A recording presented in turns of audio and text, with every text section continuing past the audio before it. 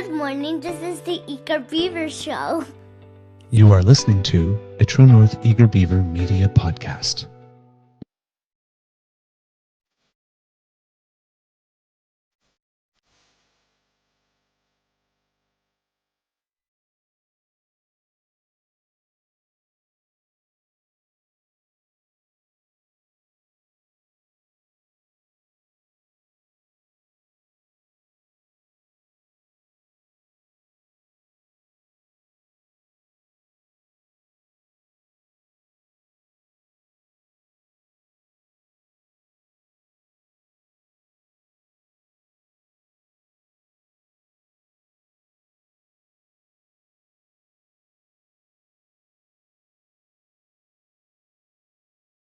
The True North Eager Beaver podcasts are proudly brought to you by our founding sponsors, the Miss V Mysteries from Corvid Moon Publishing, your source for science fiction, fantasy, and cozy mysteries featuring a broad diversity of characters.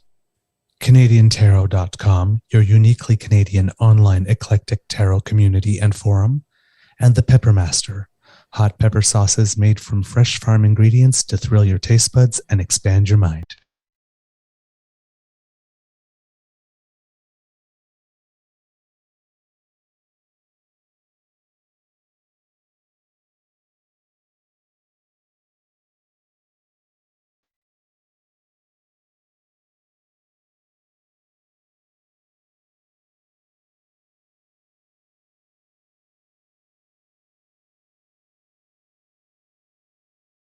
Well, good morning and hello, kits, and welcome to season 3 and episode number 245 of the 246 of the Daily Beaver Morning Show here on the Crier Media Network.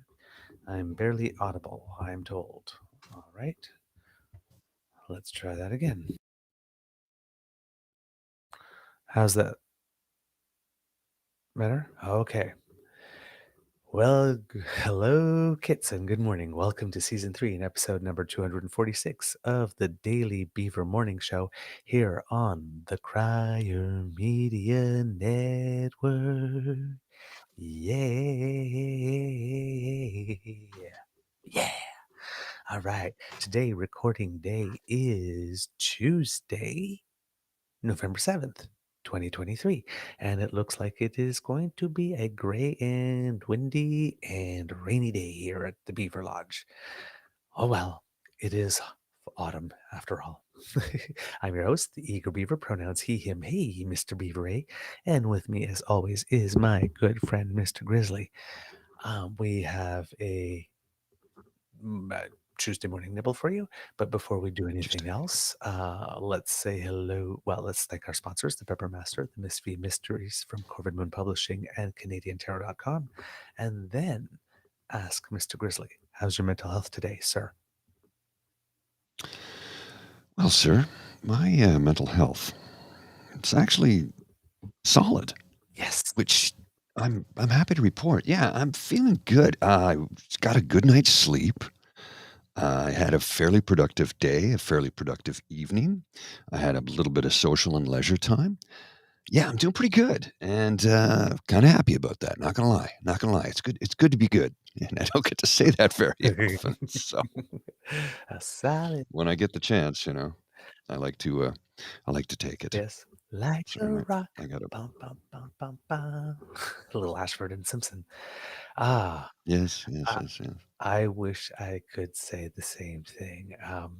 I've been going through a tougher bout of insomnia over the last 30 days or so. Oh, So not as bad as the one we had last time on the show where I was really, but just not great sleep. So when that happens every now and then, I happen to just conk out where I happen to get horizontal. So that happened yesterday, I think, before 9 something. I stretched out on the bed, on the covers, fully dressed, fell asleep. And then it seemed I had a good sleep going because it was 1 in the morning and I was still sleeping. Usually I wake up after a mm, few hours, and the love of my life decided to come to bed. And rather than grab one of the 20 various different things that we have in the house with which to cover themselves and sleep on top of the covers with me and cover himself with something else, he decided he wanted to get under the covers. And then he was a little trapped, so he decided to pull the covers slowly that I was on top of, which of course woke me up, and I've been up since 1:30 this morning. Well, I'm sorry to hear that. And he is fortunately still alive. I am very happy to report. So yes, Don't get stabby. no. I love him. I will just have to ask him why he made that decision. While These things happen. while trying to control the twitch in my eye. As I ask. But speaking of twitches in my eye, yesterday there's a whole bunch of really interesting and really weird stuff. Okay, conservatives from coast to coast to coast, the politicians, not the people. Why the hell are you being weird? It's yeah, Okay, it's a thing, right? there's 2 or 3 things that happened yesterday. The first one, the one I am the least pleased about and the most alarmed about, to be totally honest, is there's a youngest member of the MLA of the legislature, sorry, the youngest MLA in the legislature in Mhm. who I'm had some, You went blank for a sec there. I couldn't hear you. okay, the Youngest member of the legislature? the youngest member of the legislature in Alberta had Okay. to say yesterday. And the UCP caucus clipped it and said, must watch. The youngest MLA in the Alberta legislature just destroyed woke culture in a powerful speech. The next generation of Alberta political leaders has arrived. One, I'm happy to report that woke culture is doing just fine. I saw her wave to me as she was taking her morning jog up. It was not destroyed. All that happened. No, we're okay. Some person that definitely needs more life experience. Something in the legislature that a lot of people decided to agree with and amplify. But while they hear woke culture being destroyed, I hear something much different. Mr. Grizzly, if you would. Okie dokie. I have not seen this yet, so I'm probably in for a bit of a shock, aren't I? Yeah, I would say so, yes. Okay, here we go. Let's hear what this youngest MLA destroys woke culture has to say. I got into politics to sustain the Alberta we love and to expand on the strength and freedom that nourish the Alberta spirit. We are strong when we are free, and we are free when we are strong. To sustain our strength and freedom and to ensure that these principles remain a beacon for generations to come, Alberta must face 2 sets of related challenges, simultaneously internal and external. First is the woke culture of progressives, which includes radical environmentalism and an obsession with identity politics. Woke progressive culture is a creature that feeds on division sown by invented grievances. It is a creature that reduces and diminishes people to narrow identities. It is a creature that opposes freedom of expression in the public square and in our schools and universities. It is a creature that scorns science, faith, and hope. Woke progressive culture is a creature hostile to the core traditions of Albertans and who we are. It divides friends and families. It pits parents against children, citizens against neighbors, and workers against businesses.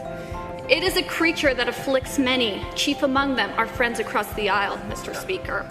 And in this execution of that progressive plan, we are seeing an attack on Albertans, on our provincial identity, our energy sector, our farms and ranches, our institutions, and our families. We are seeing an assault on parental rights and authority, tacitly endorsed by Ottawa with New Democrat complicity. And this is wrong. As the main founder of our province, the famously pragmatic Frederick Haltain often repeated, there is no compromise with wrong. The family is the fundamental building block of society and how citizens naturally pass on the torch of culture. Healthy and strong families beget strong communities and healthy societies. Without strong families, individuals quickly become vassals of the state. There's no culture without families, and our coalition was built on this principle and on the promise that families are protected from state intrusions.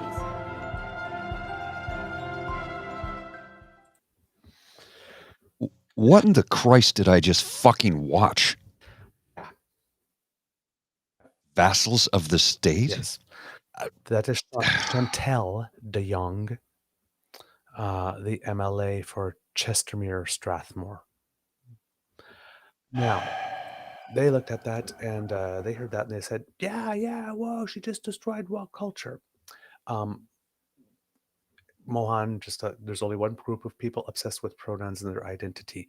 As she is saying they're obsessed with identity, she's talking of other people and putting them in a box.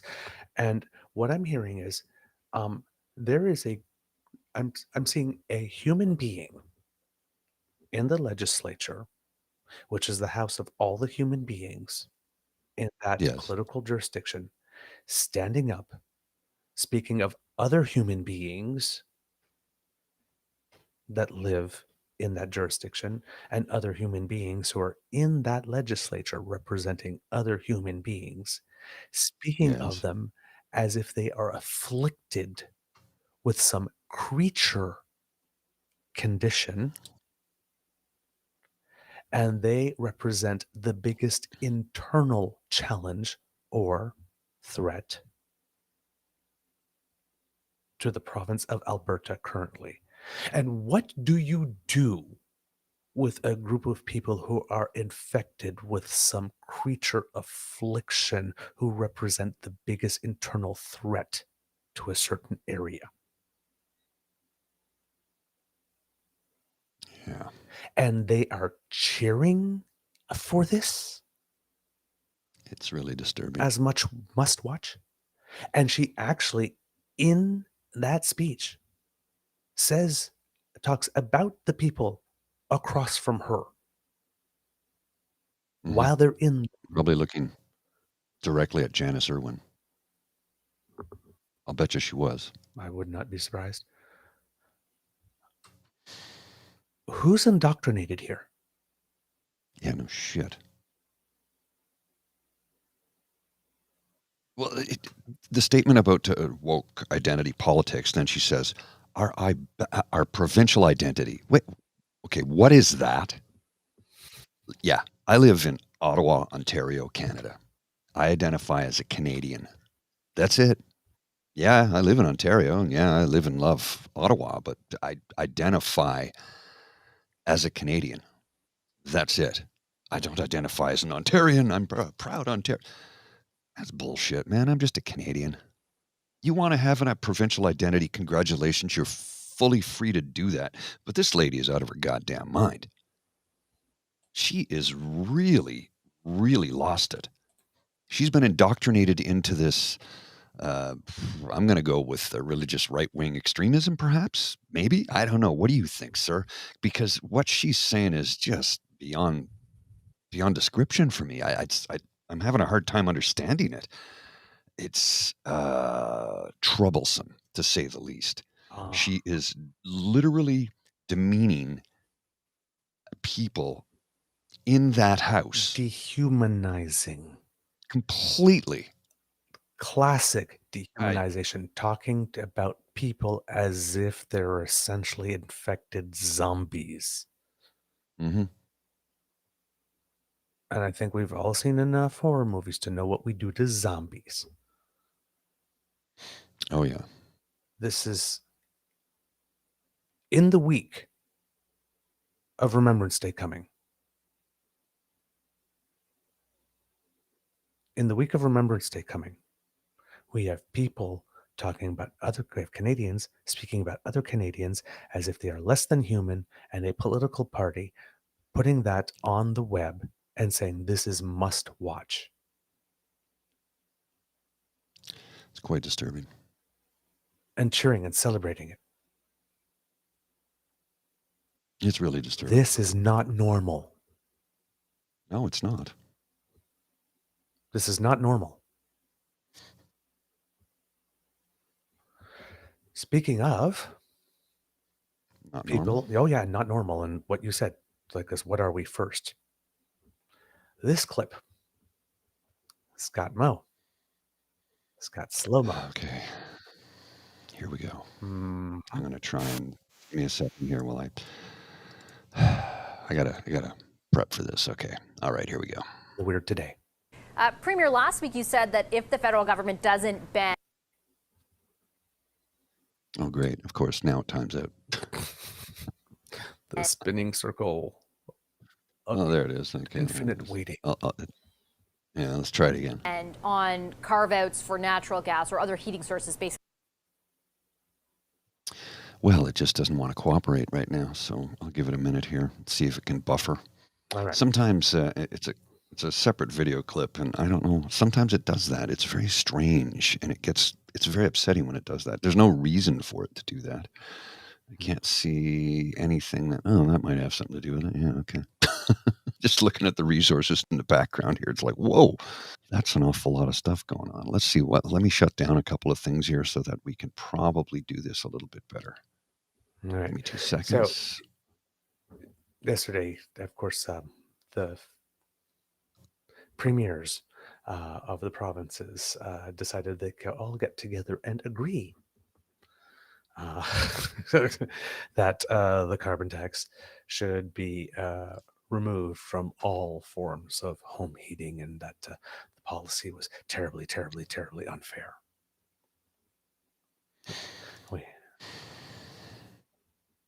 Premier, last week you said that if the federal government doesn't ban on carve-outs for natural gas or other heating sources, basically beyond heating oil, that you and your government as of January will stop collecting it. I just want to play for you the federal finance minister's response late last week to that threat, and then I'll get your reaction to it. Let's have a listen to Minister Freeland. It is entirely appropriate, and I think an expectation shared by all Canadians, that everyone in the country should follow the law. That's our expectation, and it's our job to ensure that the law is enforced. It will be. Premier, does the minister have a point? Does doing something illegal here really solve anything? I would say that we're going to follow the law. Very shortly, there's going to be a law in Saskatchewan that will state that we won't be submitting the carbon tax on how we heat our homes with natural gas to the federal government. And I would say we're also following the law of thermodynamics, as heat pumps simply don't work in the climate across the prairie provinces. And so there are multiple laws in this space. Very shortly, there will be another law in place in Saskatchewan, and that's the law that we are going to follow. But with all due respect, I take your point on the piece of legislation that you're going to pass, but there is a way in which this country works, right? That you collect a tax on behalf of the federal government, or vice versa, that the federal government collects some of their taxes on behalf of the provincial government. I mean, is this the most responsible thing to do, to start off on, and I get your concerns, I certainly just put them to the federal minister, but to start off on this foot where, what kind of slippery slope are we starting here? Well, I would say we're making exactly the same decision as the federal government did. The federal government made the decision to hold the carbon tax payments for heating fuel, which impacts largely Atlantic Canada. What we're saying is we're going to make a similar decision that is going to have an impact on Saskatchewan residents. I don't think anybody can agree with the most recent carve-out that the federal government is applying their carbon taxation policy fair. Most certainly it's not fair to all Canadian families. Yep. Told you I was bringing the weird. Okay, there is so much wrong with that. Number one, Chrystia Freeland, boom. Mm-hmm. There's a law, and it's our job to make sure that it is respected. So everybody turned around, they're going to throw Scott Moe in jail. That's what she threatened. No, that's not what she said. She said there's a law. The federal government collects taxes on behalf of the provinces, and the provinces collect some taxes on behalf of the federal government, and then they're supposed to sort it all out according to their agreements. If one person decides to unilaterally change that deal, they are breaking the law. The Premier of Saskatchewan is proposing breaking the law to make a point. Number two, when asked about it, so, oh, we'll follow the law. We're going to be passing a law in Saskatchewan, and we're going to be following the law of thermodynamics. How about federal law, poodle? Because that's what we're talking about. And did you literally just go on camera and say that you're going to pass a law in Saskatchewan that's going to override federal law? Yeah, it doesn't work that way. And what is and is it just me on a total petty point, but is this guy like trying to like channel Don Cherry? Because what was that Oh, suit totally. and that pocket thing? He's definitely doing a Don Cherry. Here's the comment from Tavi G in the chat. The Finland uses heat pumps. I shared an article about that yesterday. Response was, doesn't matter, don't want heat pumps. I know that they're using them throughout all of Scandinavian countries, Nordic countries. Finland, well, Iceland uses geothermal because they've pioneered and perfected geothermal heat. And here's the third thing. And cool. Yes, here's the third thing that's wrong about that. What does whether heat pumps work or not have anything to do with whether or not you're going to collect carbon tax on heating? Because as a federal government, you've recognized that home heating oil is the most expensive and most carbon intensive, and that you're going to take additional measures to try and actually eliminate that source of GHGs. The whole principle is that's what's going on. They're saying it's unfair to all the other regions of the country because it just so happens that disproportionately in number. Yes, it is politically savvy. Of course it's politically savvy. So what? Wow, the Liberals played politics. Ooh, it's like the Conservatives going, oh my God, how dare the Liberals compete without one hand tied, without the hand we tied behind their back. Ah, how did they get that hand free? Ah. It's like, okay, yeah, it's politically savvy, but does it reduce GHG emissions? Yes. Does it make life more affordable for people who are on the most unaffordable home heating source and have to pay it up front? Yeah. Yes. Does this federal government have a track record of targeting measures to people who need it most? All of its tax policies and rebates have been income tested. There's a certain portion at which you don't get it. There's a certain portion where you get some, and then there's a certain portion where you get even more, and there's a certain portion where you get all of it, depending. That's the exact same principle. And what Scott Moe was saying, well, we're just doing the same thing the federal government is doing. The federal government is retaining that. No. The federal government is deciding not to take in money for itself by not charging carbon-free pricing for 3 years on home heating oil. And that's for everyone. Even in Saskatchewan, if there's some people. Plus, there's the rural rebate that applies to everyone as well. That gets doubled. Even if you live in Saskatchewan, even if you don't heat with home heating oil, you are getting some help. If you're in a rural area already. That's the part of this program nobody's talking about. And he's sitting there and he's going, him not collecting taxes on behalf of the federal government, keeping those for himself or not charging them at all. That's not the same thing as as you saying taxes that you are taking in for yourself, you are going to forego. Right? Isn't he kind of breaking the law in there? Yes, there's a difference between I lend you money and say, hey, you know what, I don't need it back, and you borrow money from me and say, hey, you don't need it back. You don't need this. You'll be fine without it. Yeah, don't worry about it. And that's what Scott Moe's doing. And he's saying that it's the same thing. Then the other thing that Scott Moe did yesterday is that because there was an opposition motion in the House, right? And it was like,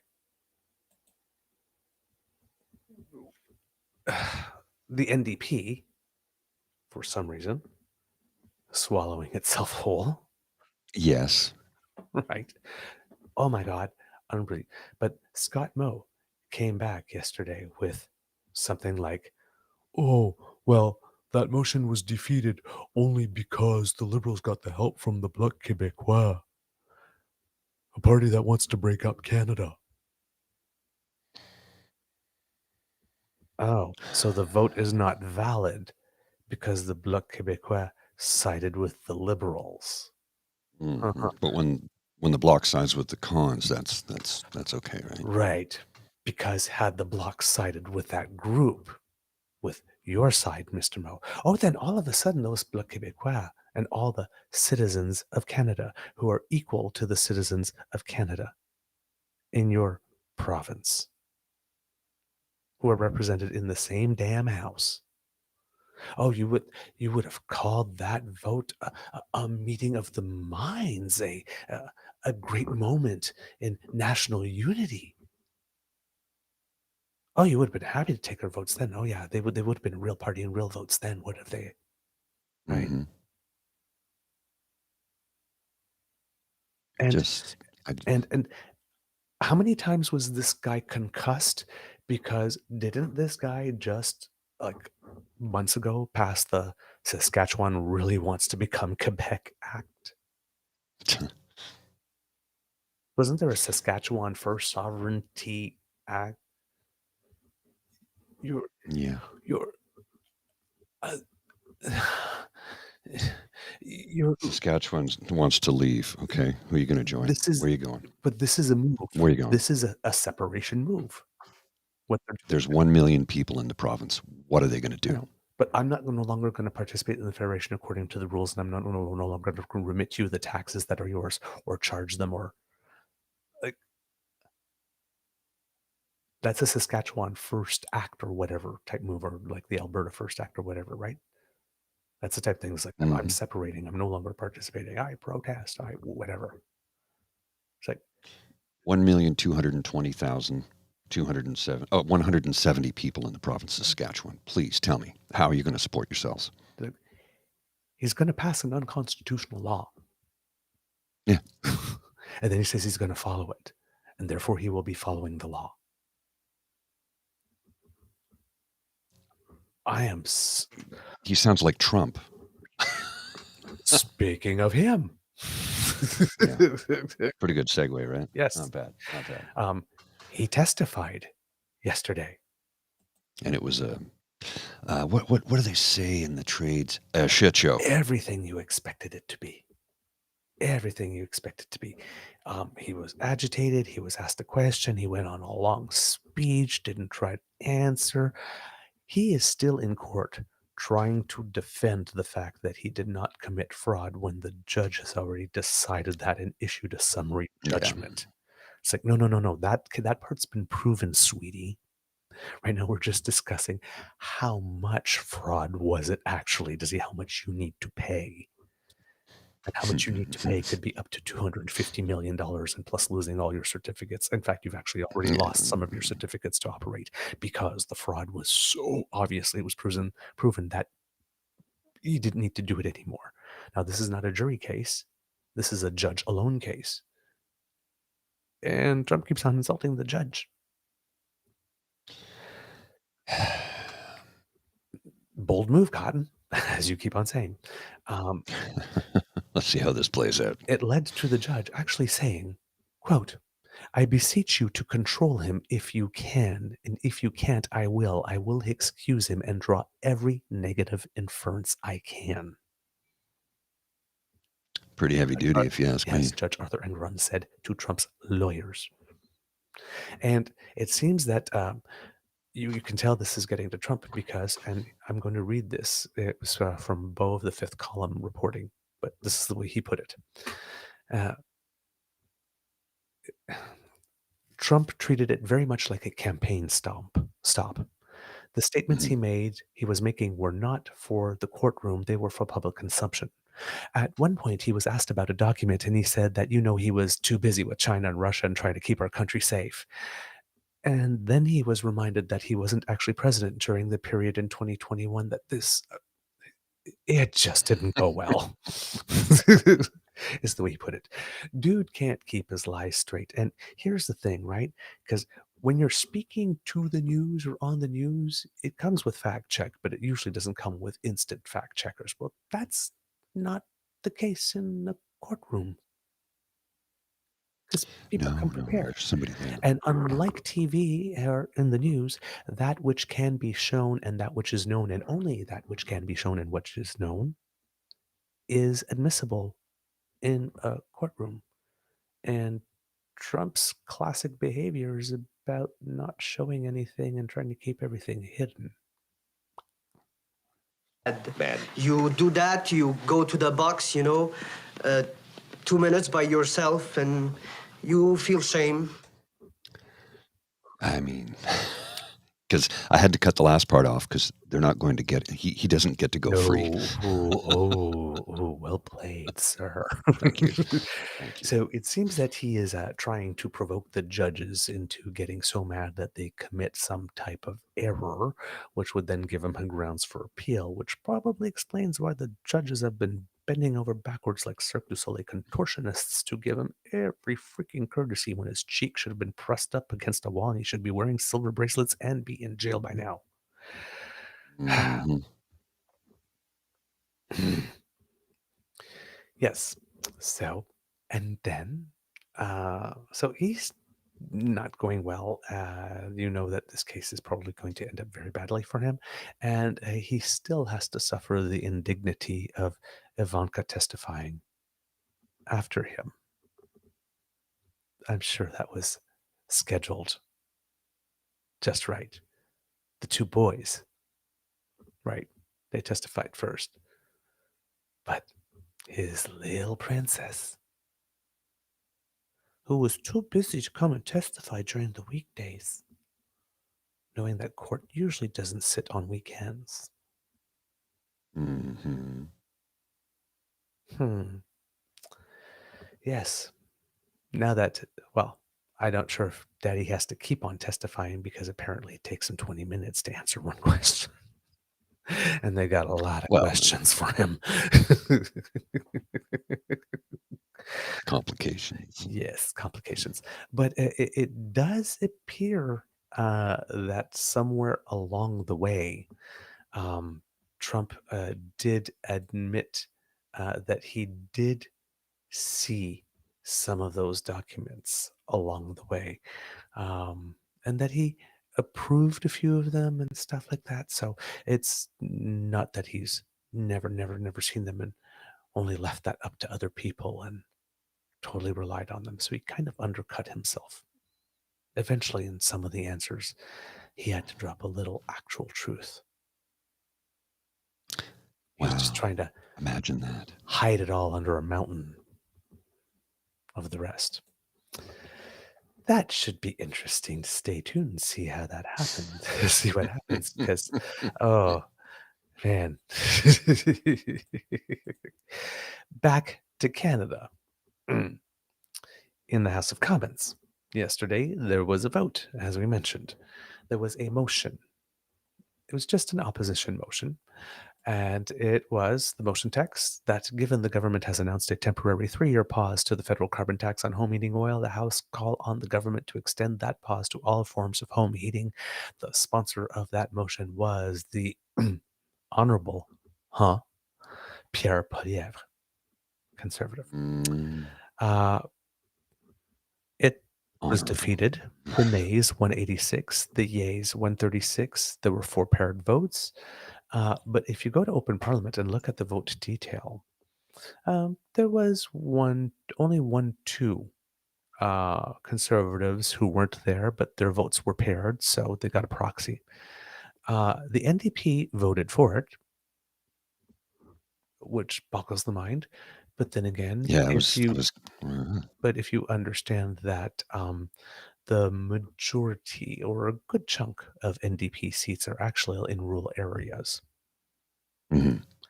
But here's the interesting thing is that there's a whole bunch of them that voted yes, but there was 1, 2, 3, 4, 5, 6 out of 24 that did not vote. Alexandre Boulris did not vote.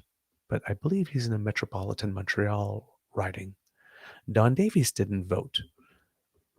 Jenny Kwan didn't vote. Matthew Green didn't vote. Laurel Collins didn't vote. And Taylor Bachrach didn't vote. I would venture that probably all those 6 are in urban ridings with younger populations. That would make sense. Who would have that would stand a to reason. problem Mm-hmm. with the NDP voting for something that basically makes the situation worse with regard to carbon. Now, Jagmeet Singh is out there saying, well, something like, I'm very loath to vote with the Conservatives on anything regarding the environment because they have no plan, but I'm voting against treating one region of the country favorably. They also don't have very many seats in Atlantic Canada. In fact, I don't think they have any. Yeah. Yes. It was a little disappointing. The thing is that if the NDP really wanted to do that and hold to its principles, it would have asked that the carbon tax not be removed from home heating fuel in order to maintain the total and full integrity of the program as it was.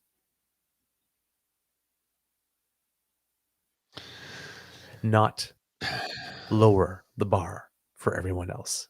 Raise the bar to create the equal footing. Not lower the bar to create the equal footing. And the Bloc Québécois, of course, voted against it because, of course, a move that cuts pricing on pollution in any way is not good for the entire planet.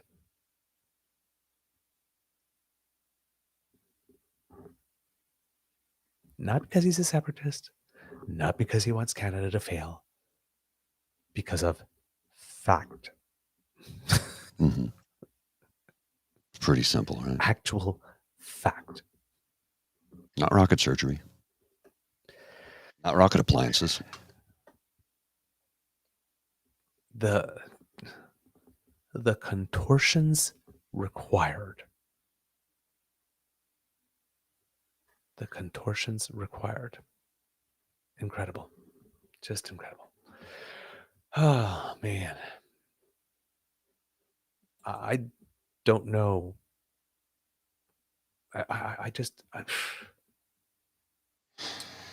Yeah, the mental gymnastics are quite something, aren't they? And how is this a smart idea? Like in any way, how is this a smart idea? Well, this Cassie's comment here, I think, is bang on. The federal NDP are such a mess; they appear like they are trying to herd cats.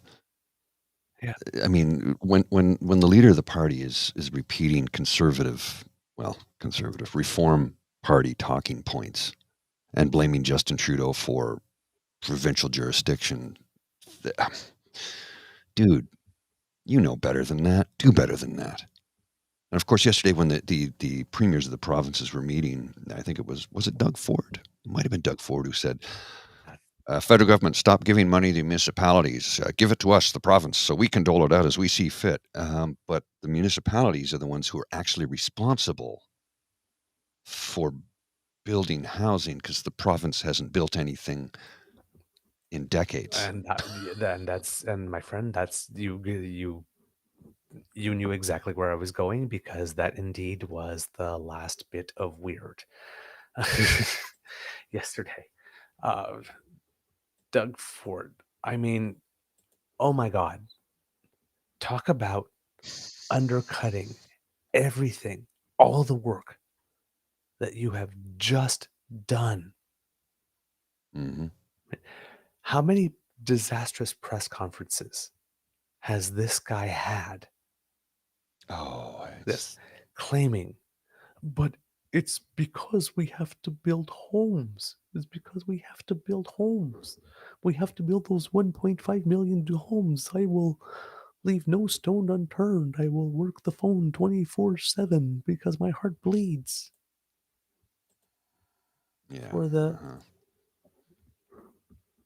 I am left me speechless. I've got it right here. Send it to you, Mr. Grizzly. Left me completely speechless. And we know what's going on here, right? It's the thing I mentioned when all this happened. Oh, Housing yes. Accelerator Fund announcements. We have Sean Fraser going out, going from city to city to city to municipality, from town to village to city, announcing money here and money there and money there. And every time he makes that announcement, it's a good news announcement on a file that is topical and top of mind. And given the number of cities and towns and villages, there's almost an infinite number of announcements. This guy could be busy for the next 2 years just making an announcement in a week. And because Doug Ford is, well, Doug Ford, Yeah. or Premier Porky Pig, every time he talks about housing, all we hear is wee wee wee wee wee. We hear RCMP. So, Doug, take it away. You know, all premiers would agree with this. You can't have the federal government going into a certain town or a certain city and dumping funding and not even discussing it with the province. That's unacceptable. We call it jurisdictional creep. Obviously, they don't want to work collaboratively when they do that. We do want to work collaboratively. We'll get a bigger bang for the buck for the people that need affordable, attainable homes, nonprofit homes, if we all work together. So we're encouraging the federal government, let's all work together. Let's look at federal lands, municipal lands, provincial lands, and we'll do a much better job for the people in need right now. So we look forward to hopefully them changing their mind, not serving each and every one of us one morning, ABC town dropping millions of dollars when that's not their jurisdiction. That's our jurisdiction. We welcome their help, and hopefully they'll put an end to this. So now he's an expert on jurisdiction. Oh, and now it's his jurisdiction. Yes. So we have the premier, and I just love premier jurisdictional creep. It has levels. Isn't this the guy that in the middle of an election decided that Toronto should have fewer wards? Jurisdictional creep. Isn't this guy who determined that we should have strong mayors in certain places that can override the will of the people who elected them? Jurisdictional creep. And isn't this the person who imposed on municipalities MZOs without their consent? Jurisdictional creep. Just give me the money. I'll take care of it. Don't worry about it. It'll be okay. Just like I took care of that COVID money, billions of which I lost over and over again. And just like I took care of those healthcare dollars I asked for, which a lot of them never actually made it into the healthcare system. But yeah. Oh, and then I cut $2 billion from the healthcare budget.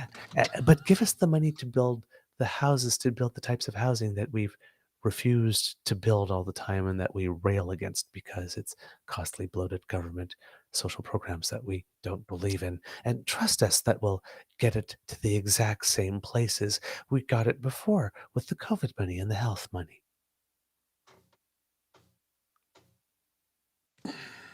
Dumbass Dougie Donut seems more concerned with wanting to control cash flows than actually building $1.5 million homes. In fact, he would prefer that the money not be given at all to the municipalities. Oh, we can't be having that. Why not? Why not? Why can't we be having that, Doug? Especially when we have a premier that's leading a government that's under criminal investigation. Why can we not have that, Doug? Do you need some to skim off the top again for that little fund to keep your kneecaps? Is that where that's what it is? Well, that's the whole thing, eh? Now that I heard that, is that where those other the 4 million here and 2 billion there and 2 billion, suddenly we're talking about real money, happened to go? We're building homes. No, the province isn't building a damn thing. Private developers are, and Dougie is trying to get this money to his private developers to build them. So why give it to the municipalities who are actually responsible for building homes when I can give it to my developer friends and they can get rich off the free labor I'm going to provide them with the apprenticeship program for the grade 10 students that will drop out of high school and work as tradespeople. But they won't get paid for 2 years because they'll be apprentices and they have to learn, and we'll reimburse those companies for the training. It's all a gigantic goddamn grift. Uh-huh. But all of a sudden, wow. I do not know why this guy thought that this was the time to undercut his central argument. My heart was in the right place. I only did it because I care about building 1.5 million homes for all these people for the 800,000 immigrants per year that Trudeau was sending into Toronto. Don't check my numbers. Oh, man. Man. Yeah. Oh, breaking news. Our good friend, the official bringer of joy to the Beaver Lodge, Mateo, is watching from his tablet and has sent us some medals and some Canadian flags and a few, I'm going to guess, baseballs? Tennis balls or tennis baseballs? balls, Because yeah. the They're kind of color would green, make me think tennis. but the stitching. But they have stitching. Yes, like this. And then some emoji faces, including an angel. Yeah, Kid Elaine, you like that. Don't check my numbers, didn't you? Yeah. So, yeah. Kids, I have no idea what was in the water, but conservatives, why the hell are you being weird? I don't need to follow these laws. Let's take a vote for something that will choke the planet so that we could save you a couple of pennies now. Like, let's rail against the guy who's actually taken an initiative that will actually make life less expensive for people who really, really need it, who need it, Mm. and reduce GHGs. Let's create a whole culture war over heat pumps and pretend that somehow a technology that works in Scandinavia magically has a geofencing around it, thank you, Elon Musk, to prevent them from working. They're effective to minus 32 degrees Celsius. They still function after that. They're just less efficient. That was in the chat. I think it was, I'm not sure who said that. I'd like to give credit where credit is due. I think it was Mohan who said that. And I think in the cooling, they're effective up to like 54 degrees Celsius. Wow, that's efficient. All right. It's just, we're literally telling people, this heat pumps don't work. It's like, if anybody in Scandinavia gets Canadian news, they're laughing at us.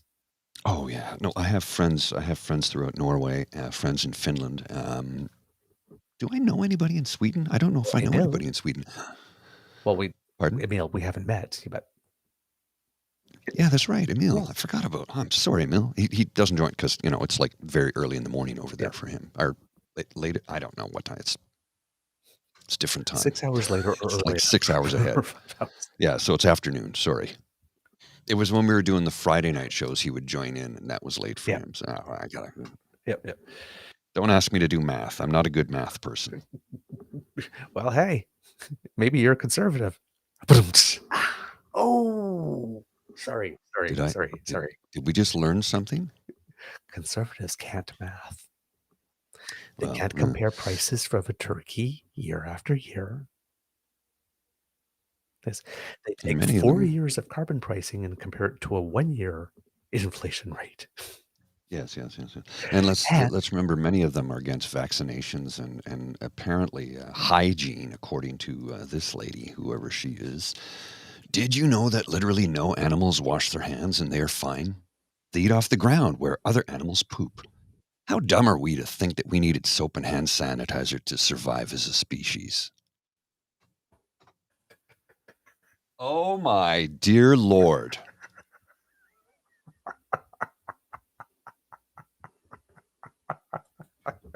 Oh my God. Oh my God. That's stupid. Science is real. It changes constantly.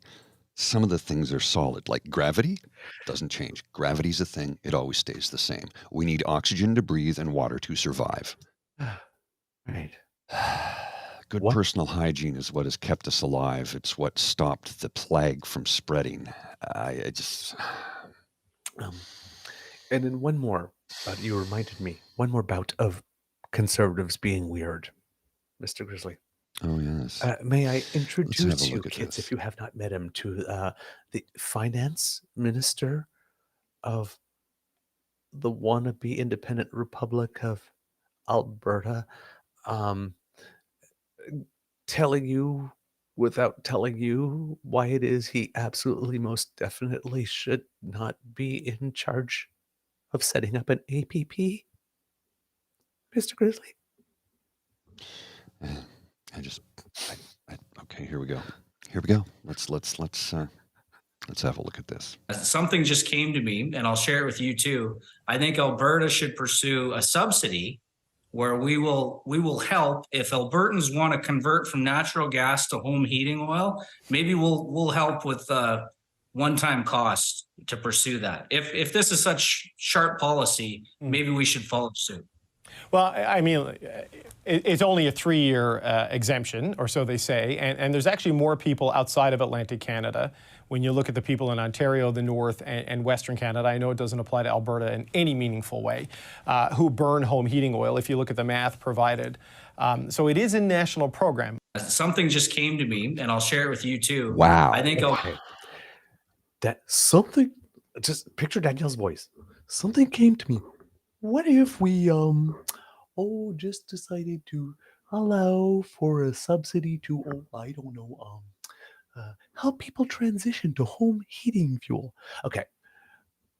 Just to own the libs, the Minister of Finance, you just heard him, just off the top of his head, just spitballing here, proposed a big costly government program to help Albertans switch from natural gas to home heating fuel, which is 4 times more expensive and way more carbon intensive.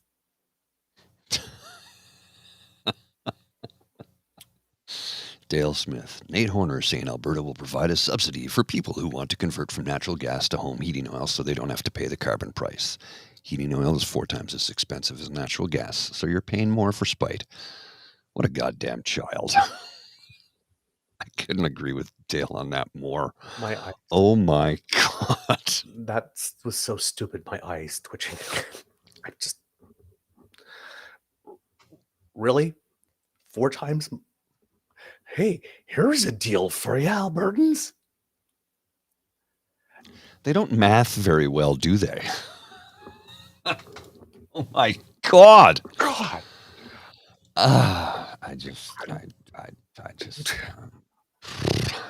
This is the guy that wants to set up the APP. Now I think I know where that 53% number came. Dude. And Albertans, if you ever needed a clearer signal that your government is clearly in the bag for big oil and where your APP dollars are going to go, hey, off the top of my head, let's pay you to make a transition that will make you pay more for your energy in a province where, based on inflation numbers in July, you're already paying 127.8% more for electricity than you were the previous year because they allowed electric companies to actually withhold power while she's going all around Alberta saying, hey, we need more baseload power. Well, maybe if you let the power that you had actually run at times that it needed, you would need more baseload power. While kneecapping the renewable industries while complaining that the federal government is kneecapping the oil industry. Yeah. Why didn't he just say, look, Big Oil owns the UCP? Why didn't he just say that? He just could come right out and say it, and we're gonna make sure we stay on that teat. Do you have any doubt that any money they're going to pull out of the APP will probably never even make it into an APP fund and just directly go into? He actually thought it was a good idea to go on national TV, on a national political, the premier national daily political show, and just spitball, hey, how about I make you pay 4 times more? This is the same government that said that you were getting an energy deferral and then got into power and said, oh, did we say deferral? No, sorry, No, we not meant deferral. increase. No, not deferral. Sorry, I mistake. They said that you were getting an energy cost. It was just going to be gone. You were not going to have to pay it at all. And then you planned on that. And then they came back and said, oh, did we say you were not going to have to pay it at all? No, we just meant it was going to be deferred until later. This is all the sirens are going off. The neon signs that are pointing are going like this. The strobe lights are like this. Danger. Do not follow these people. Exactly. Don't follow them. They're not smart. So if the bottom falls out of oil in the coming decades and they can't find the APP, maybe the rest of Canada will help them. Must this adversarial relationship exist? This from the province that says, do we have to prop up every single government program? You know, wow. I have one last thing for you before we go. This is from John Brennan at JMB Prime. And this tweet nails it. Yesterday, the premiers demanded that the federal government stop signing agreements with municipalities to build affordable housing because housing is a provincial responsibility. Right. How ironic that Poilievre blaming the PM for the housing crisis has been debunked by conservatives. Again, constantly trying to win the nanosecond that you forget the long game and about being consistent. Again, I keep on saying constancy, consistency, coherence over time is not a conservative strong point. Clearly. Oh, Mr. Grizzly, do we have a show? We do indeed, sir. Kids, I am so sorry for having brought so much weird packed. It's concentrated weird. Yeah. And usually this is about like a month's worth of weird, and it all happened in days. They're losing their minds. This is the end of this weird episode of the Daily Beaver Morning Show. We hope that you liked listening to this because we liked making this. Liked is kind of the wrong word here. I'm not exactly sure which verb to use there. We hope you were edified. Anyway, because we hope we hoped you helped. We hope we helped you learn something today. Yes, Manitoba feels like an island of sanity right now. Huh? Indeed, Cassie. Because sharing is caring and word of mouth is priceless, please tell your peeps and poops all about us. And because democracy is something that you do, please, if you're in the Northwest Territories, make your plan to vote. November 14th is the date. And write those letters. Please write those letters. Because these people be nerds. Okay? They're just nerds. If you would like to encourage us to do more, Mr. Grizzly Nerds and yurts? Nerds and yurts. If you would like to not miss an episode, right there underneath my chin, that QR code leads us to our pod page, sponsored by the Radio Girl, podpage.com/the True North Eager Beaver, lowercase letters with a hyphen between each one of those words. And that way you don't have to miss an episode. Yes, Kit Tavici says, wash your hands. Wash your hands, please. Wash your hands. Please.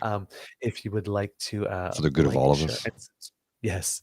If you would like to like, share, and subscribe the video of this episode, well, you can do that through our True North Eager Beaver Media Incorporated YouTube page. Like, share, subscribe, and we appreciate it. And if you would like to encourage us to do more, well, you can do that with our coffee page, where you can find our tip jar to make a donation to the Eager Beaver Lodge Emergency Hydration Fund.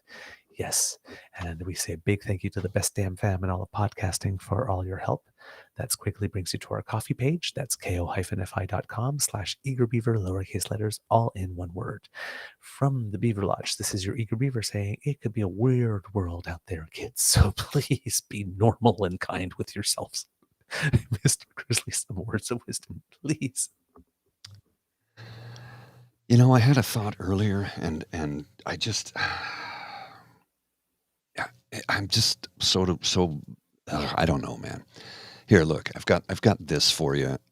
This is because of what we've been talking about for the last few minutes. This is Theo's latest cartoon.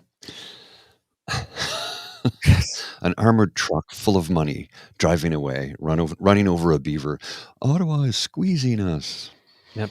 I'm just waiting for Mr. Freeland to say, you know, provinces, you too also have budgets. We've done our part. Mm-hmm. If you really believe in this, you will help your people. And if this is just grandstanding, then you won't. And then turn on our heels and show them our back and walk away.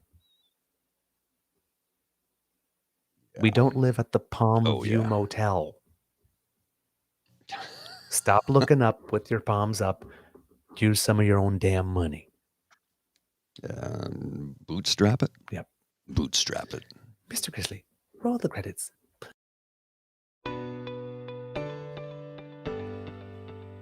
You are listening to a True North Eager Beaver media podcast. The True North Eager Beaver podcasts are proudly brought to you by our founding sponsors, the Miss V Mysteries from Corvid Moon Publishing, your source for science fiction, fantasy, and cozy mysteries featuring a broad diversity of characters. CanadianTarot.com, your uniquely Canadian online eclectic tarot community and forum. And the Peppermaster, hot pepper sauces made from fresh farm ingredients to thrill your taste buds and expand your mind.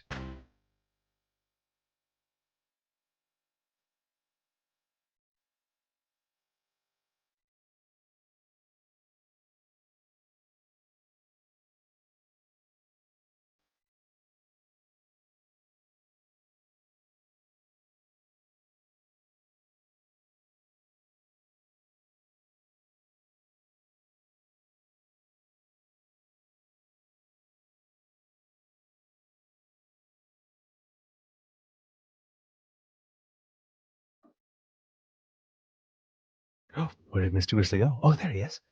Peekaboo, there you are. Took a second. Half an hour later in Newfoundland. Mm-hmm. Mr. Grizzly, I had a little visual there that I thought would be a good little Easter egg. It's a little, there we go. Courtesy of the Ray Girl as well. These are the times we live in. For people listening at home, it's basically a picture of a cat holding a mouse up like sort of like grapes he's going to feed himself, and the cat is capturing a selfie of himself, but so is the mouse. Yeah. Hey, look, I'm eating dinner. Hey, look, I am dinner. Okay. All right. Life in 2023.